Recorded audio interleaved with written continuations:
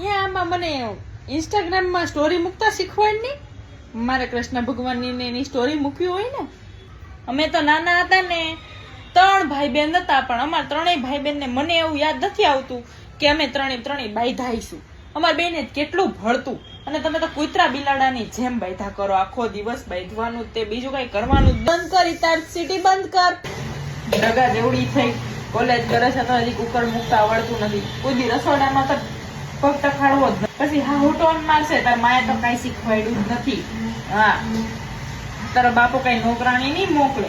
થોડુંક રસોડામાં કદી એમ થયું કે મમ્મીની મદદ કરવાની? એમ બસ ન કરો, જીભડો હલાવવાનો. હા રે જાહેતી એમ કે માએ તો કઈ શીખવાડ્યું નથી. માને હું નકરું બધું માનું જ નામ આવશે. પાડાને જેમ પડ્યું રહેવું છે, બીજું કઈ કરવું જ નથી.